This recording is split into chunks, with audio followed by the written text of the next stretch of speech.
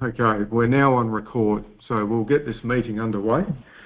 And we're going to hand over to Sandeep for 10 minutes to discuss with some general thoughts and discussion about bills of exchange. Thanks, Michael. Hi, everyone. Hello.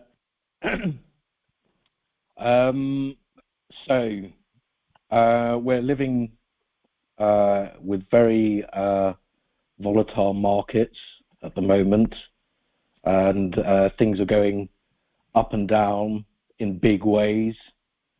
And I think now is the time for everyone to start, outside of our group, to start understanding what working by bills of exchange means, how we do it,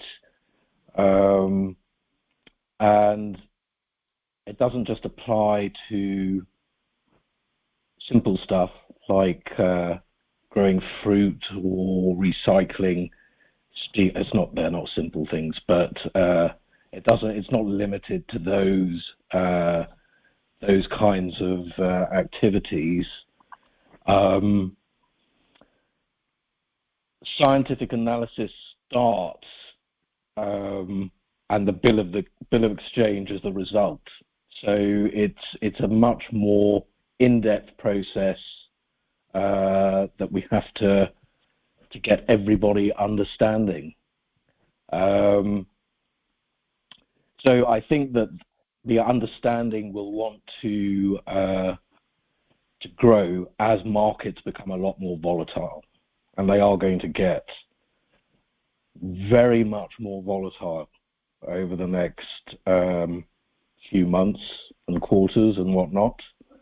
And I think that will be the segue into new exchange, into old exchange, but resurrected. I think sort of that's where I am at the moment, sort of on everything. So I will,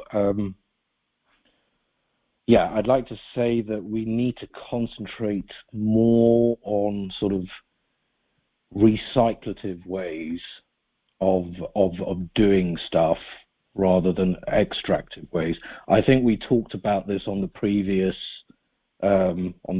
recording, but I don't know whether that was made public, Michael. Recording. It will be. I've got it on my list of things. Yeah, I've watched it from Michael's channel. Right. Yeah. So I think that, extractive, that's not amenable to bill of exchange. So sort of wearing down mountains and forests and that kind of thing, that's not amenable to working by bill of exchange. But recycling steel, recycling gold, and all kinds of things to do with recycling are amenable to bills of exchange.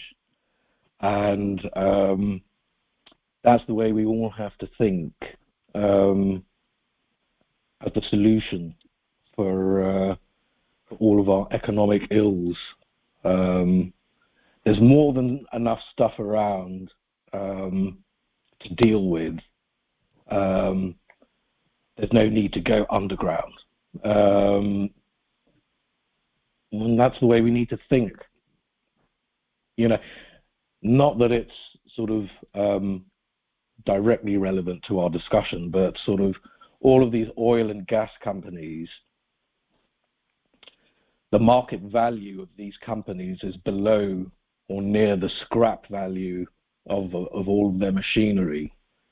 So even the capitalist stock market sees that there's something wrong with oil and gas extraction, because normally you'd value your invested plant and property at a higher value at the market than whatever you've invested. So it's all turning sour. even in fiat terms. So that's something for us all to think about, I think, at the moment. Back to you, Michael. A question. On what basis do you say that extractive activities, I guess you could say, are not amenable to bill of exchange? Can you elaborate on that? Well, basically, you're not, when you're in an extractive industry, you're just going after the thing you're extracting. So you're not taking into account any of the other factors that are produced or involved when you're extracting. So if you're going to, the typical grade of gold in a gold mine is under 0.1 grams per ton. And so the gold miner is only interested in the 0.1 grams of gold without thinking about what he's doing with the 1 ton of dirt and muck, that's created to get it. So you can't sort of arrange your business practices like that. It's effectively a form of dumping that you haven't taken account of. So that's why extractive can't be done by bill of exchange. You're extracting a lot more than whatever you intended to deal with, basically. And that's a problem. Whereas if you're dealing with something that's already been made, you know what you're dealing with. Rather than dealing with something that you don't know. It's a guess and a hope. All of these extractive industries, not that this is a reason not to do them. There are more reasons than this, but it's gambling, basically. Whether you hit the right vein, this, that, and the other. So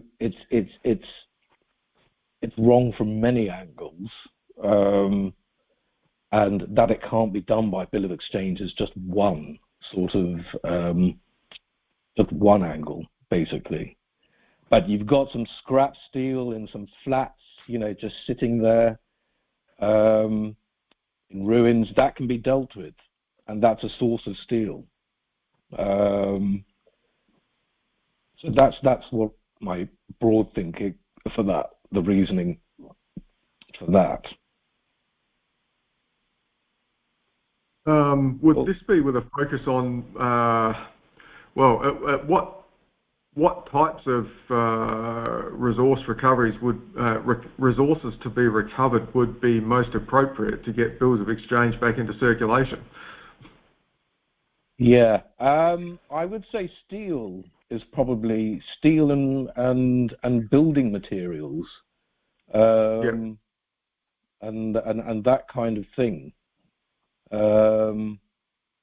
That would be the easiest way to for everyone to see it and to see what we're sort of what we're doing or what should be done. The building materials,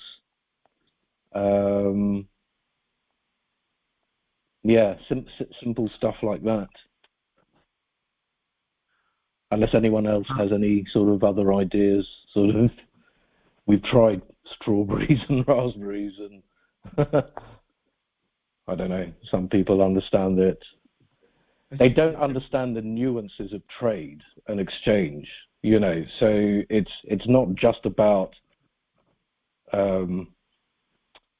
getting strawberries or growing strawberries. It's the maintenance of the market in strawberries, which isn't a done thing compared to maintaining the market for steel, forward market for steel.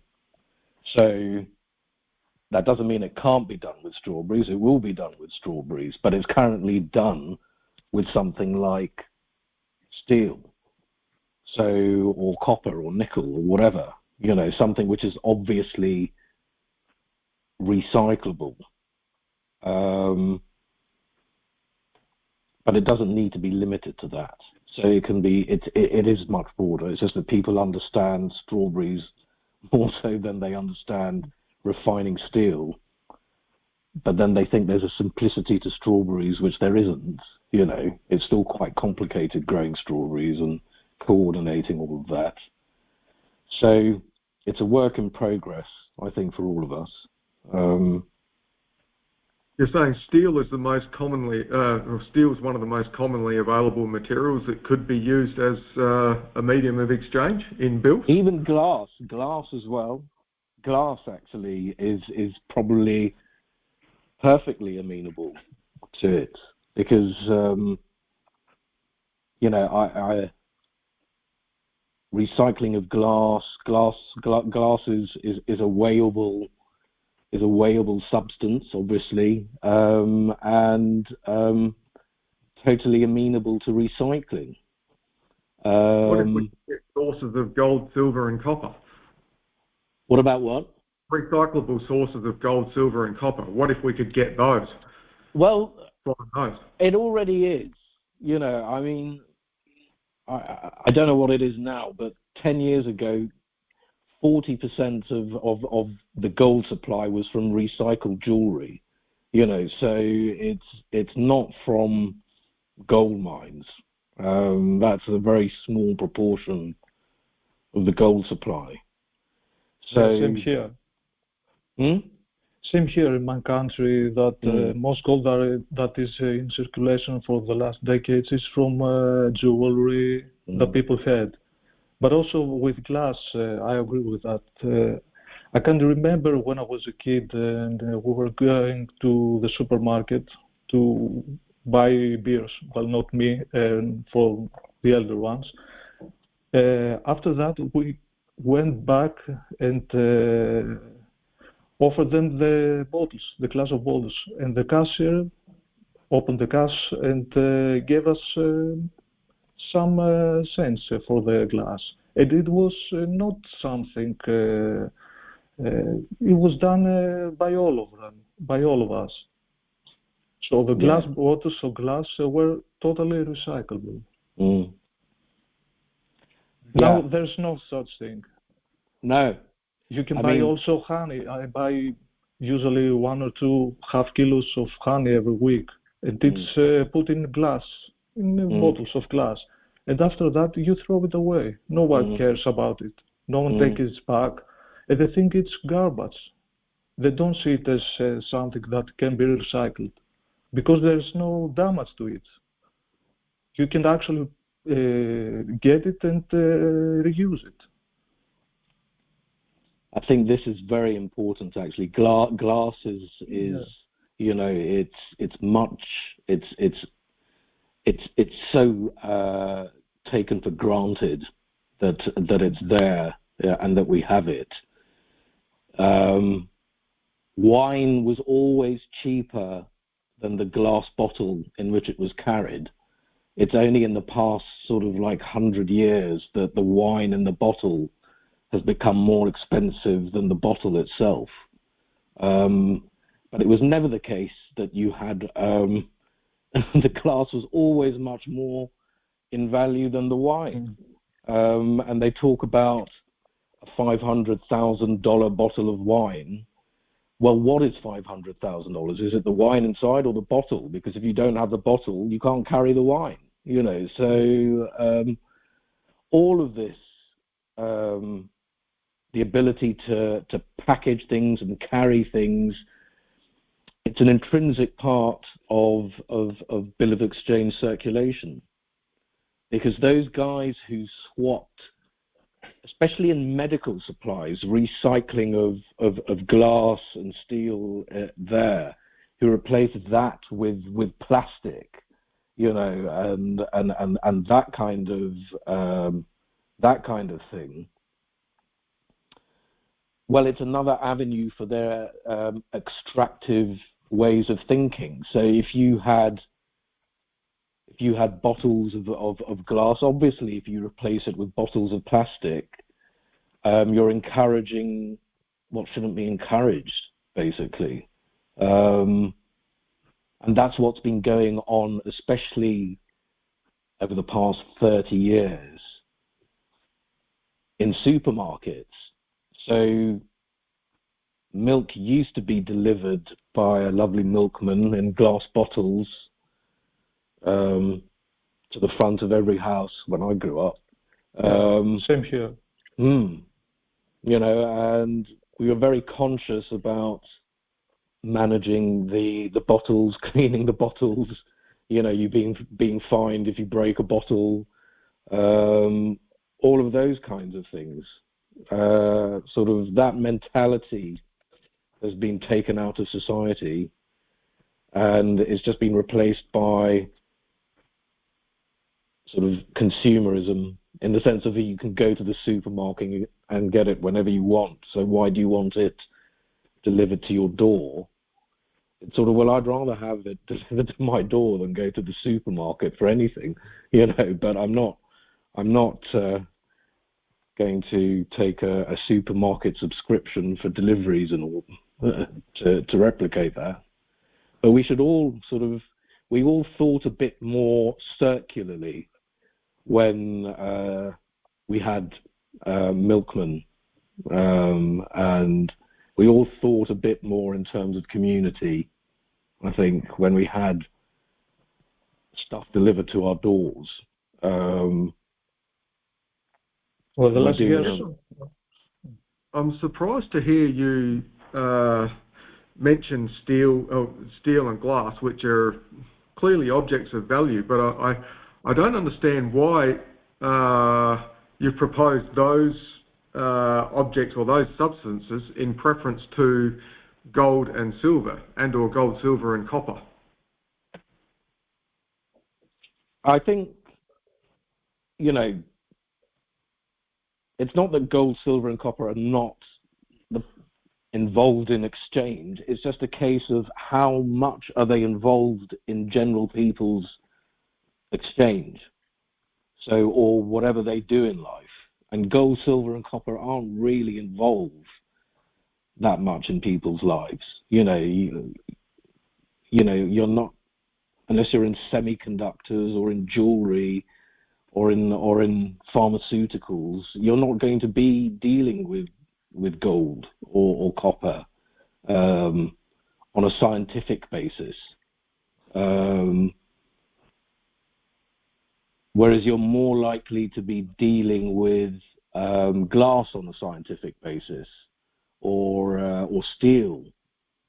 I suppose someone's going to ask what scientific basis means now, but it's sort of like, you know, not many people actually deal in gold of itself. You know, having gold coins is not the same as dealing in gold. If you get what I mean. You know, we don't need gold coins for gold bills of exchange. So if you go from gold bills of exchange to gold coins, it's sort of like, well, why would you want to do that? So the gold and silver basis, the gold and silver copper basis for the bills, it means that. It doesn't mean that you're actually getting gold, silver, and copper coins. So you could use 1 ounce of steel or 1 ounce of pure glass as the basis, or 1 ounce of pure silicon or whatever, silicon dioxide, whatever it is. The point about gold is that it's not to do with gold per se. Sounds a bit contradictory, but having just read some of Menger's basic sort of material, or a little bit of it, I can understand a little bit about what you're saying about the scientific activity. Well, you have to remember that all of this stuff is like periodic table. Okay, that was the way we discerned hydrogen from helium, gold from silver. You know, it involves, it's beyond Roman numerals. You know, it's the periodic table is a way to express what can't really be expressed by a periodic table with 1, 2, 3, 4, 5, 6, you know, and hydrogen, helium, sodium, and all of that. You know, it's, you know, gold, silver, and copper are found as electrum naturally. So they're not found as gold separately or silver separately or copper separately. They're always found as an amalgam. So it's the skill in refining that amalgam that's where skill of itself lies. It's not in minting coins of gold. That's sort of like a subsidiary skill. It's being able to refine all of these things. So that's why you know. So with strawberries and growing things like that, the market can be in strawberries now against strawberries next year. So it doesn't involve gold at all. So that would be sort of like a basis-co-basis swap in strawberries. And if you're only dealing in those, then you're only dealing in strawberries of themselves, you know, and it's a perfect market as well. Okay, I'm just going to flag here. We're already at the 21-minute mark on this particular segment. So, is there anything pressing there that you need to would like to continue with for now? No. Okay. All right. Well, we'll just call it a halt there on that section, and we just left that talking about refining, the importance of refining the occurrence of the metals in there as amalgams, as combinations of metals, and the need and importance of refining. Okay, so now we'll go over to Chris, and Chris is going to talk for about 10 minutes on what is free exchange, and hopefully elaborate on his recent writings on this topic. Thanks, Michael. Yeah, so, well, as we've talked about bills of exchange... Chris, I can't hear you. Oh, can you not hear me at all? Hang on. It's very faint. Oh, really? Hang on, bear with me. Is that any better? Yeah. That's a little bit better. More, please. All right, hang on. I think I found the switch to do that. So that's on maximum now. Is that loud enough? Yeah. That's great. Yeah. All right, cool. Turn it down just a little bit. But yeah, that's good. Okay, go ahead. So yeah, I can give a bit of a background into sort of what I was sort of trying to get at with that essay I wrote a little while ago, and it was all about sort of what is free exchange, which I guess at a sort of most general level, it's a process of unification of all of our skills and all of the things that we can do, as Sandeep talked about, refining. So refining skills and quantities to the point where they're useful for our applications. And essentially that process, and I think the word process here is very important, which we'll sort of go into a bit more, but essentially the process is to promote harmony and unification of everything that each one of us does, and finding that sort of equality in the diversity of everybody else. But so yeah, I think sort of the word process, I think, is important to think about here when we talk about exchange, because many of us, you might think that you have strawberries, I have copper, we agree a price, we make the exchange, and that's the end of it. But it isn't. That it's essentially, we need to think of it in terms of the whole process, which is in continuous flux. So how do we get those strawberries? How do we get that copper? So I sort of structured the paper into sort of 3 tiers, which sort of each subsequent tier would amplify the sort of the previous one. So the first one I talked about was, we've mentioned some of this about the production of goods and how do we get those goods. So is that copper that was used in that exchange, where did you get that from? Is it from a recycled source? Did you extract it from the earth? And what were the working conditions of the people who produced that copper? We sort of leads me on to the second point a bit later, but and also not just how you got it, but also what you're going to be doing with it next. Are you going to be using that copper to make further exchanges? Are you going to be using it to make copper wire to supply electricity around your different parts of your house? Or are you going to be using it to make bullets for an assault rifle? So that each of those things needs to be thought about in terms of sort of the harmony that producing that thing brings. And so essentially that's the sort of first element of it. And so I used the word, or I borrowed the word ahimsa, which I thought was sort of a good way to connect some of the different sort of aspects of exchange, including the production. So we're thinking about here, so ahimsa is essentially an ancient Vedic word about non-harming and looking at things in terms of not causing harm to yourself or others around you. And so I thought it was quite a good word to sort of help describe sort of what I was trying to drive at. So we've talked about the production now, and so bringing on to the next part of the exchanges, how do we conduct those exchanges with those goods that we've produced?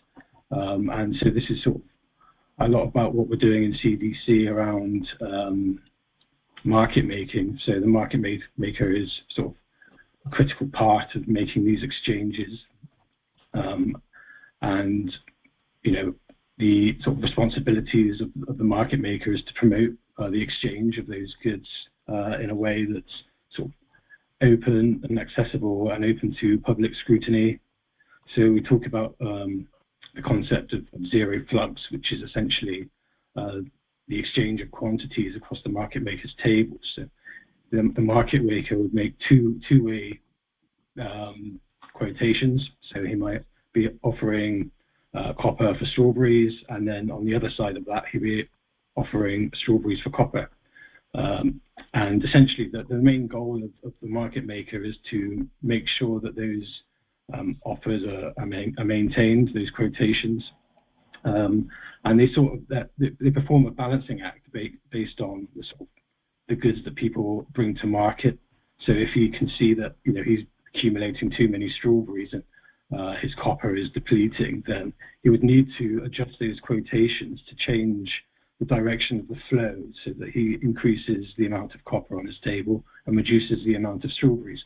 But the idea is that there will always be copper coming in and strawberries going off, and vice versa. So that's sort of where we are with the market maker. But of course, on its own, just at one point in time and at one location, it means there's no way that exchanges can happen over infinite distances and in space and time. So which is where now bills of exchange come in, which is the sort of third tier of how I describe sort of free exchange, which is around and these bills of exchange can essentially enable coordination of infinite complexity, or limitless complexity, and allow good exchanges to happen on the other side of the world, and also over any distance of time, as Sandeep mentioned about exchanging strawberries, this September for strawberries next September. And so those strawberries then become connected by the bill of exchange. And then likewise, this could happen in different cities or whatever. And so it essentially builds this web of exchange, which unifies, exchange. And all of these exchanges then become connected in some way or form, some way, shape or form. And yeah, that's pretty much sort of what I was getting at. So I don't know if anyone wants to come in and expand on anything. I think that the point about strawberries in September versus this September versus next September partially answers your question, Michael, about why are you not concentrating on gold, silver, and copper. It's sort of the market for strawberries starts in that time-space swap or space-time swap. So that two-way market in that doesn't involve copper to begin with. So when you're talking about the exchange of strawberries for other things, that's when you move out of strawberries and into something else, if you get what I mean. So this is something that we haven't really developed yet, me and Chris, but it's this time swap. But that is the basis of the market for that good. It's not that good versus some other good. It's that good in itself, made quotations of that good in itself at one point in time and another point in time. So that is the initiation of the market in that good. And then how you get from that to other markets is, as in how you get from strawberries exchanged for copper, well, it's a sort of internal extension of that, basically. So this is something that we're both developing, so it's still in the works, but you don't know whether someone is more interested in whatever the person. If you're going to the strawberry market, you should be interested in strawberries. You shouldn't be interested in gold per se. If strawberries were exchanged against gold. So that is what we're sort of dealing with by having the time swap as the basis for the market. So I don't know whether that makes sense, Michael. Sort of partially answers your thing about why. I can not? see a bill as a multi-dimensional instrument and can enable various types of exchanges. I'm interested to hear what you're saying. I'm interested in what you're saying about the time swap, and I can see the significance of it in terms of the recent bills that you guys have written for future exchange of strawberries for strawberries. So I'm with you with regards to that. The question is, how would this be what reason do you guys have for exchanging strawberries in 1 year's time for strawberries in, say, 2 years' time? I think that's basically what your recent bill is written on the basis of. I would answer that by saying, so if you're growing strawberries at home, but you can only eat so many strawberries, you might have some spare, but you might enjoy strawberries, and you might want some next year if you're planning on growing something else. So you want to make sure that you've got, a supply of strawberries that you can, last you, and then, when your supplies have run out, you've got more strawberries that you had spare now in the future. So you'll have them, you're always going to want strawberries, let's say. So that's, if you've got surplus, you can exchange them, because you could make jam, let's say, but you might want fresh strawberries. So you're essentially saving your strawberries to have next year instead. If that makes sense. I don't know if I've explained that very well. Yeah, that's a good. That's you're shifting you're shifting surpluses around in time rather than in space. Well, it's all one anyway. I think that's beyond our talk at the moment, but it's sort of like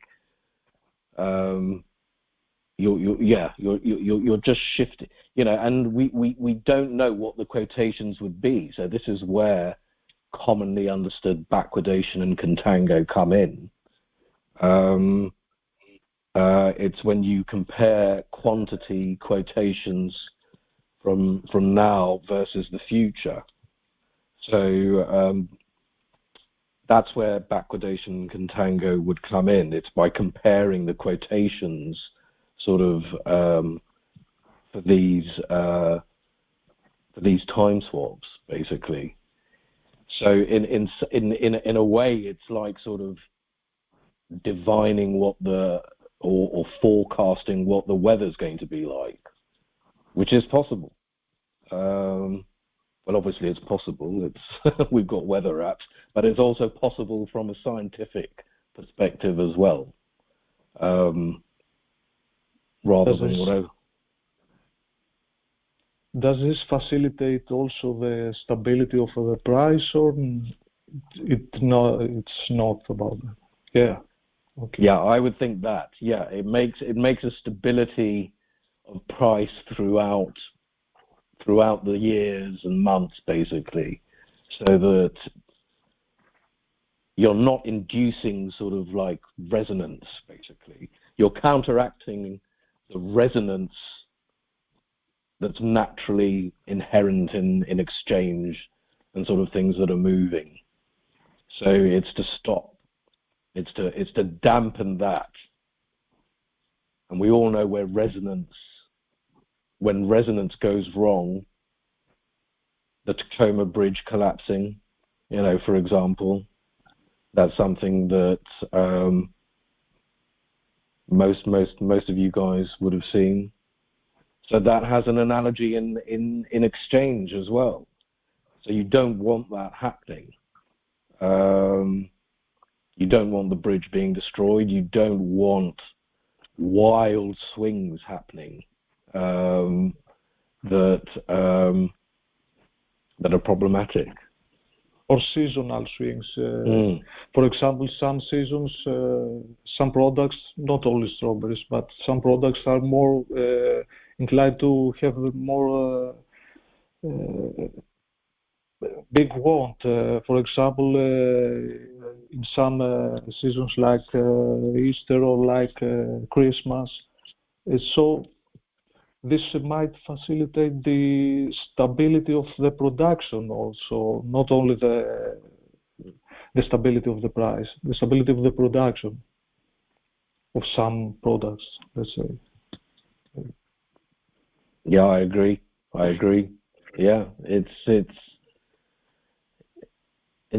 about making prices stable and making bringing stability to prices rather than just having haphazard pricing, basically. And that's important for everyone. We all need accuracy or greater accuracy in whatever we're doing. And this is the way that we do it. Yeah. Okay, I guess I have some. I guess I'll share my thoughts when it comes to my section. I did have a question for Chris in terms of the idea of non-harming. When we actually exchanged a few emails about this at the time, a draft paper, I believe, was produced containing those three topics that you were talking about ahimsa.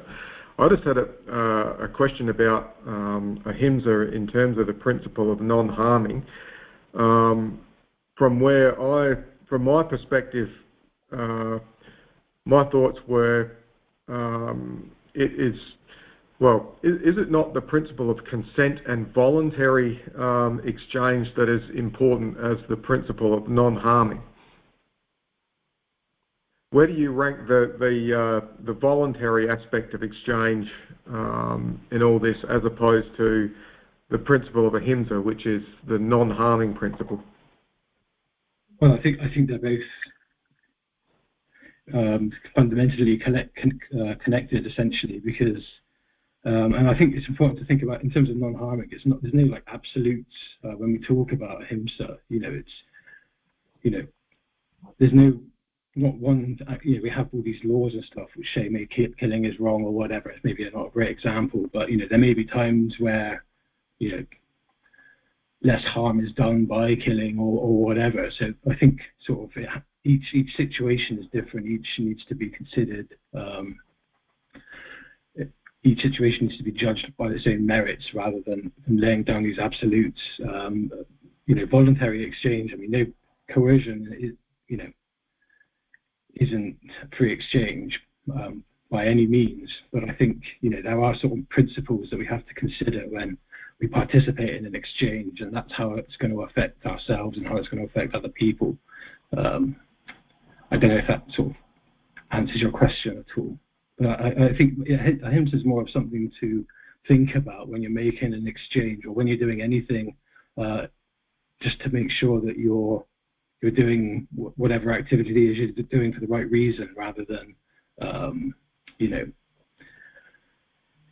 we used some examples before about mining and stuff like that, and the harm they could potentially cause, and waste, and making sure that we recycle and stuff like that. So I think it's all connected, and I don't think you can really separate the two.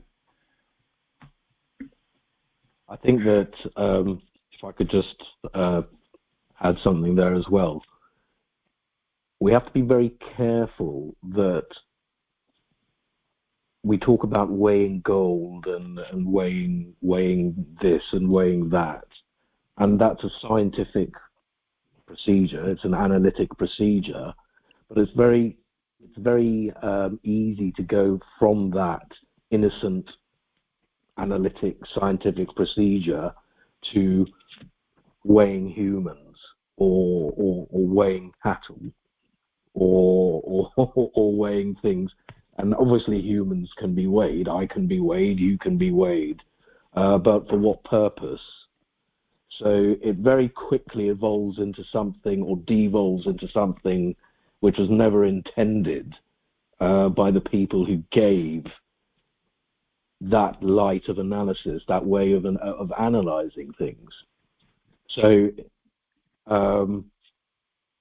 it's There's quite... no doubt the concept of exchange can be used for nefarious purposes. Yes, yeah. So we have to bear in mind that when we're talking about weighing things, we're talking about, or we're considering the sun as inanimate. We're considering the strawberry as inanimate. I'm not considering weighing Steve down the pub to send him to some field, to work under the sun.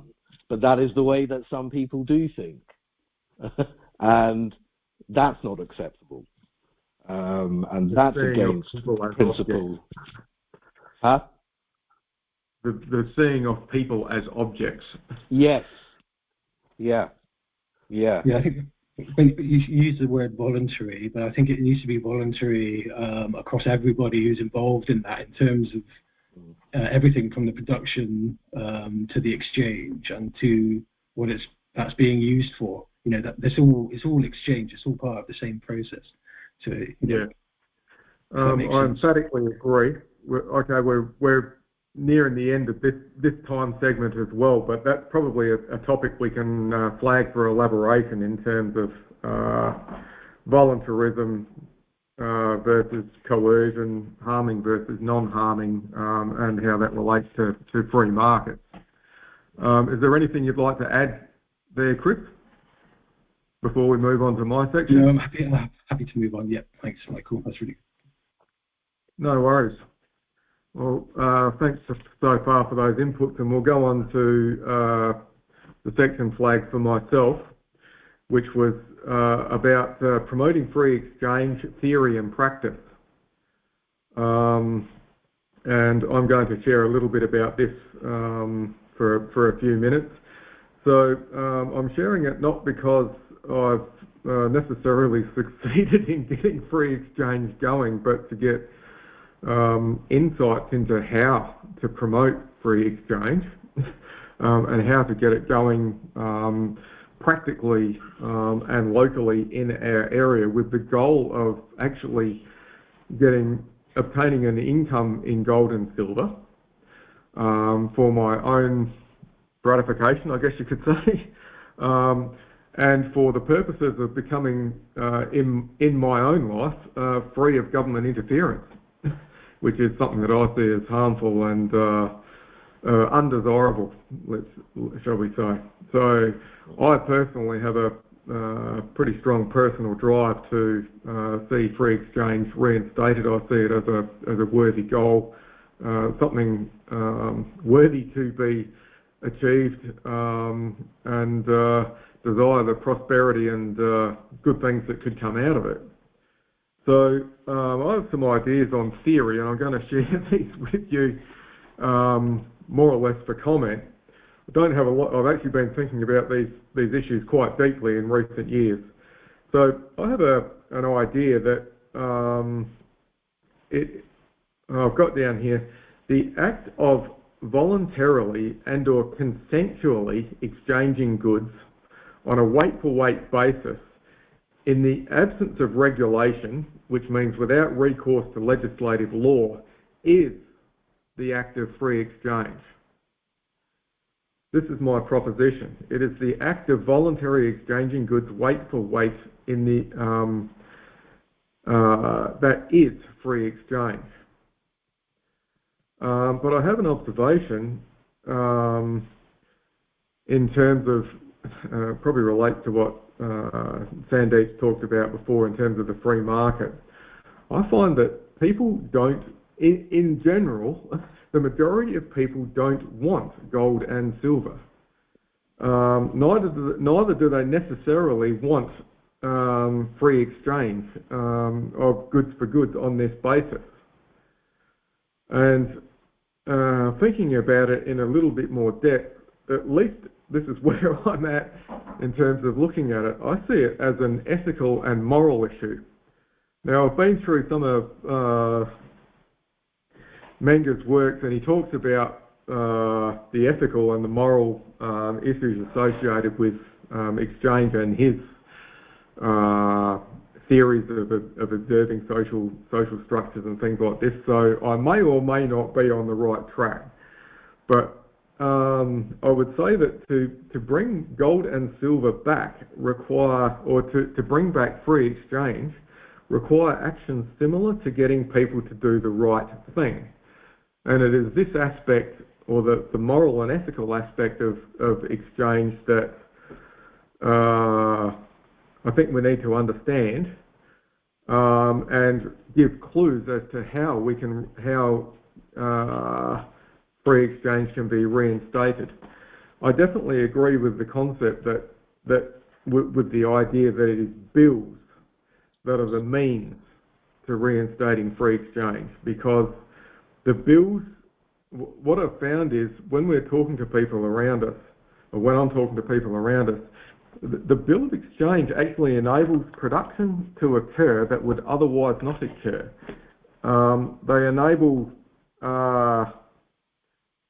transactions to occur that would otherwise not be possible to occur with fiat currencies. People do not produce things and just bring them to market with the hope of exchanging them. It is the bill of exchange that enables things to be produced, because bills are not not necessarily a driver of cooperation. It is that bills are expressions of previous commitments and agreements to cooperate between people. So when you write a bill with someone and with a person and agree to produce something in future and exchange it in future, it is that process of committing to do so that allows the bill to come into existence, but also allows production to occur that could otherwise not occur with fiat. I don't know whether you follow that very much, but these are my notes that I've written about this. So, and a key question on my mind is, what makes people exchange with gold and silver? What makes people exchange goods for goods? We are very familiar with the means and the how this process actually occurs, but why? Why would people want to do this? Because when I go out and talk to people about this, I find that people basically don't want to do so, or are very reluctant to do so. So, from a practical side, what I've done is I've gone out and spoken to people. I've spoken to people nearby me, nearby myself, friends, family, local groups, and I've established a social media outlet, shall we say, for the basis of a group of people who are interested in free exchange. And I've gone out one-on-one to basically all these people. I would say let's say 100 people I've spoken to about exchange and whether or not they would be willing to exchange goods for goods or metals for goods or re-exchange metals for goods. As an outcome of that, late last year we held a meeting, or a group meeting with our community, our modest community, to discuss the 2024 growing season, which is now pretty well complete, or largely complete, in which we wrote some modest bills for the production of particular goods. Those goods were garlic, beans, fish or seafood, carrots and corn. And we're also doing regular spot exchange with certain people for eggs in our area. So basically I'm just offering the silver, they're offering eggs. And we're also doing reverse exchanges in terms of I give them production inputs to their egg growing facility and they re-exchange the silver with me. So we've actually filled most of the bills now, although not complete because our production processes have not been completely up to scratch. But these are the things that I have been doing with a view to reinstating free exchange. Another thing I've done is develop a coin proxy. So we have little packets or encapsulated packets of gold, literal silver, and also standard weights and purities of copper, which we can use to exchange with people. So this is another thing that I've worked on. So developing what I call coin proxies. There we go for time here. It's now 6 o'clock, so I've spoken for a few minutes on that. But I've also gained a fair few, quite a number of, from those discussions that I've had with people, and their objections which have been raised to what I have been proposing. There are some insights into what thinking of people with regards to free exchange and what may or may not make them exchange on a free basis with me. So I'm not going, I've got a list of objections or a number of objections that I've had from people, each of which are interesting to discuss. But I'm coming from more a practical side of things to try to reinstate free exchange, and I'm looking for ways and means of being able to encourage it. Does this fit with your guys' intentions, with your thoughts, and with the direction that you guys are intending to go with respect to free exchange? I think so. I think so. There's no, I mean, I'm not sure about how the fish part works, but the garlic and everything else, it seems like that's the way. What do they object about? So what are the lists of objections? What kind of sort of? You just mentioned it without sort of elaborating, Michael. Yeah. Okay. Well, I'll continue on and talk about that a little bit. Yeah. Well, okay. I also have an idea that if fiat is basic, if exchanging with someone on the basis of fiat is basically cheating, and if exchanging in gold and silver or on a goods weight for weight basis is the opposite of that, not cheating, is actually the the opposite of cheating. And relating to what I'm saying about the ethical and moral issues of free exchange, to bring people to be able to exchange with people on that basis, it's basically an issue of trust My hypothesis is if you want to exchange with someone on a free basis, you actually have to offer to that person what you want to receive in return. If you want to exchange with them on a free basis, you have to offer free exchange to them. Yet when you do so, they often object. Most people on the street will often object, and it's those reasons why. So one of the objections that I actually get to doing this is, well, we don't actually need gold and silver. I don't actually need gold and silver. What do I do with it if and when I receive it? Because nobody will actually exchange with me on that basis. So sure, that's a great idea that we will exchange gold and silver with you and produce things for you. But when I get the gold and silver, I won't be able to do anything with it because nobody will accept it for the things that I want. I can get what I actually need in the pound system or the dollar system without having to use gold and silver.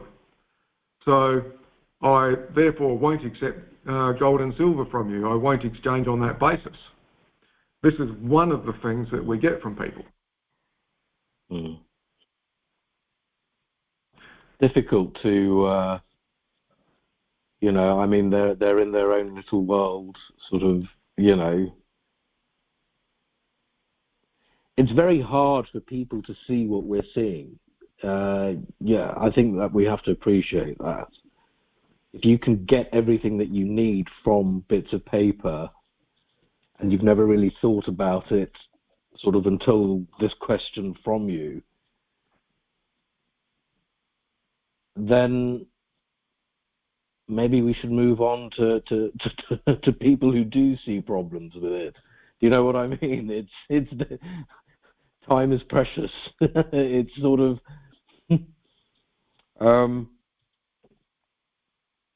Well, I've watched some videos of Michael today, most of them, and he explains it there. And I took some notes, and he said that people have incentives for fiat dollars, and that facilitates people to cheat to others. For example, he mentioned something that someone might force a shopkeeper to use fiat currency. Even if he objects it, the guy that forced him might go to another person, to a consumer. It's say that, from what I understood, that he said that he can accept his IOUs from that shop, and so this is a cycle that forces the shopkeepers to use those IOUs, those fiat currencies. I'm saying it is the act of exchanging with fiat is itself an act of cheating. correspondingly, the act of exchanging goods for goods on a weight-for-weight basis is the opposite of cheating. It is the fulfillment. It is... Well, these people, everyone should be seeing that things are getting smaller, or you're not getting like for like. So, and if they try and understand that by some inflation argument or whatever, it's sort of like, well, they have to see that they're running around in circles, which might be hard if you're doing it, but you have to show them they're running around in circles. So the whole issue of quantity for quantity and markets in quantity for quantity and the counter and the swap is so that you're not cheated. You know, you're not going to get a chocolate bar that's a tenth the size of what it was 5 years ago or whatever. So that's what it stops happening. And if people can't see that, well, there's probably a lot more that they can't see. And it's sort of, you know, they need to be put into a room and lectured or taught. There's only so far one can go with sort of conferences and cups of tea, and we have to be conscious of that. I'm very conscious of it, and I don't attempt to try to change people's minds, but I do find that the great majority of people are unwilling. Well, I have my thoughts about are unwilling as one of the reasons as one objection to gold and silver. So, and I don't intend to spend excessive amounts of time on those people, because they will not change their mind often with regards to how many facts, or you won't be able to engage with them on a sensible basis. Certainly it's one of the objections. The reality is that most people don't, but there are actually people out there who do get it in some way. And I was able to find some of those people and work with them, and intend to work with them more. My efforts are focused towards trying to find people approaching many people, some of whom will get it. And it's those people we need to work with. So yeah, we just have to keep on getting the message across. Yeah. But I'm not offering steel. I'm saying let's do exchange with gold. Let's get it right. Let's go to the higher level, I suppose you should say. Go straight to gold and silver in terms of the basis of exchange, and the basis of writing bills. I think that we you know, the time swap for gold is also relevant, you know, so gold for gold and silver for silver and whatnot. That's to do with your refining ability, what people want now versus in the future, and whatnot. So it's not like when we're talking about strawberries, we're not talking about gold. We are. It's just that why someone does want gold now and not want it in the future, or why someone does want gold, or why someone wants silver and why they don't want gold, you know, or why they want copper and don't want steel. You know, these kinds of exchanges are for people who have a scientific background. And I don't mean sort of a copy of the periodic table. I mean, who are practicing scientists, who are in chemistry, pharmaceuticals, that kind of thing.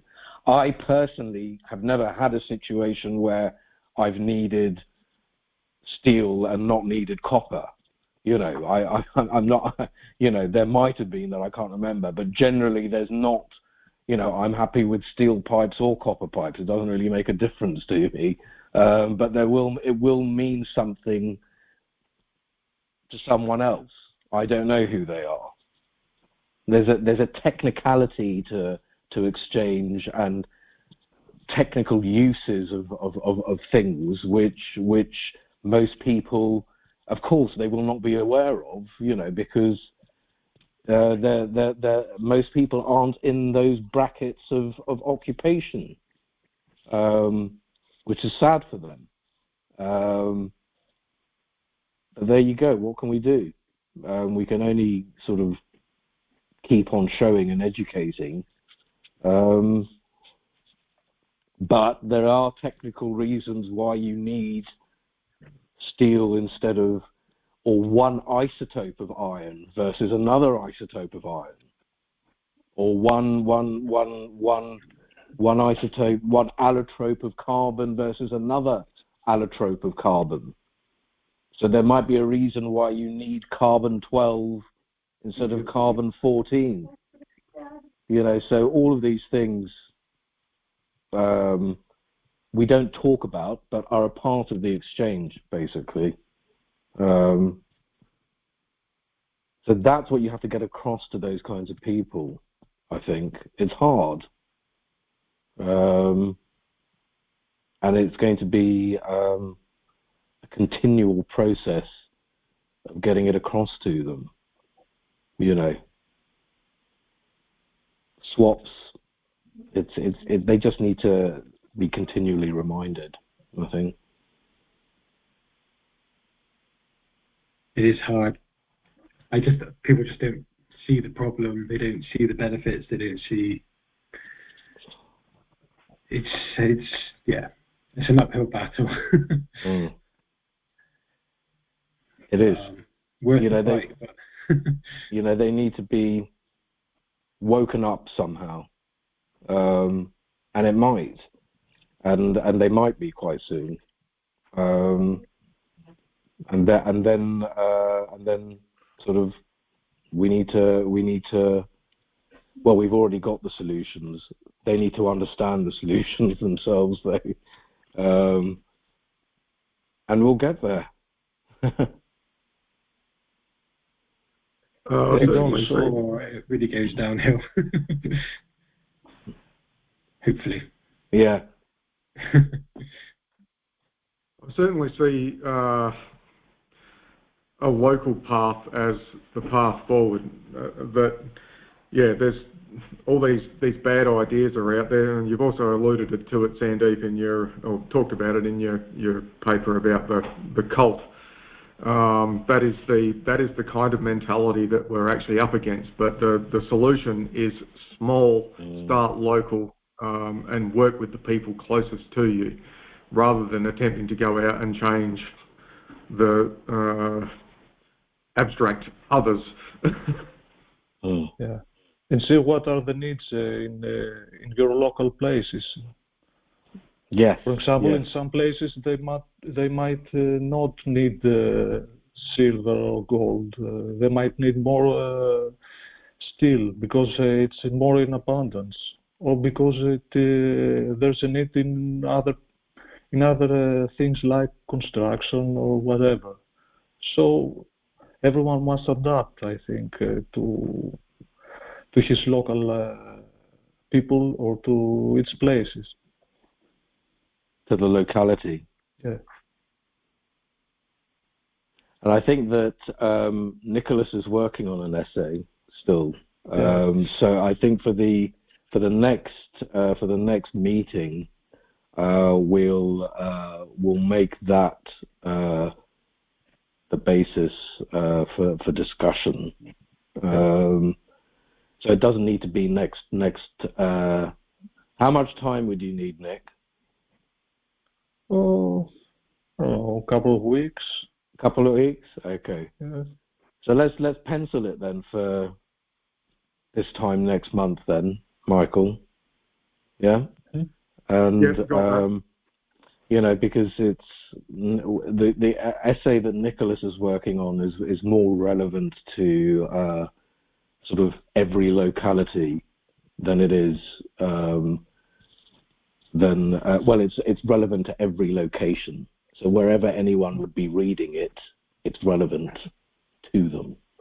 So that's very, very important, and it's to do with construction, which is it's a very contentious subject anywhere in the world.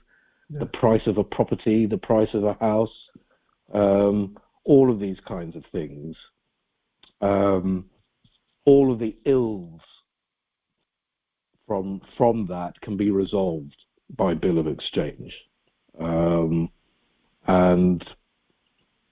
it's very important. Very important. Yeah. And it has to do with everyone. It's not like for someone who is, let's say, someone might not need strawberries or whatever else, but this thing is crucial for all of the people and in all of the places and all of the time. Yeah. Okay, so we'll flag, let's say, about another month ahead, another discussion, and we'll invite Nikolas to share about his paper, and we'll have some discussion thereof. Yeah. Okay. Brilliant. Okay. Would you like to keep talking? We've overrun our meeting of an hour by about 12 minutes or 13 minutes now. Would you like to keep talking?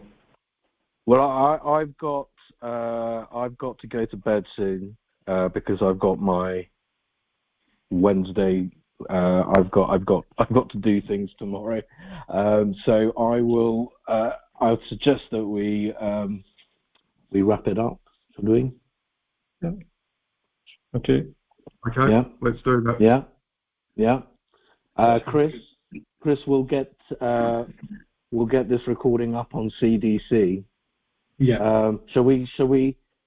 I don't know whether you want to put the other one as well on. I thought it was good. I listened to it back and I thought it was really good. So I think people need to hear that. I'm happy to, if everybody's in agreement, I'll upload both.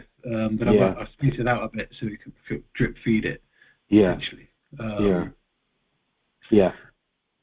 So, sorry I've been so delayed and I missed the last meeting and everything. So in the middle of moving house and sorting one of those sorts of things out. But yeah. So I think that we'll get Nick's essay as the basis for our next conversation. Okay. Brilliant. So, consider it done. Well, good chatting to you guys, and we'll look forward to meeting sometime soon. Yes, absolutely. Yeah. Have a good day for you, Michael, and good night to Chris and Nikolas. Good night to you too. Good night. See you guys. Bye-bye.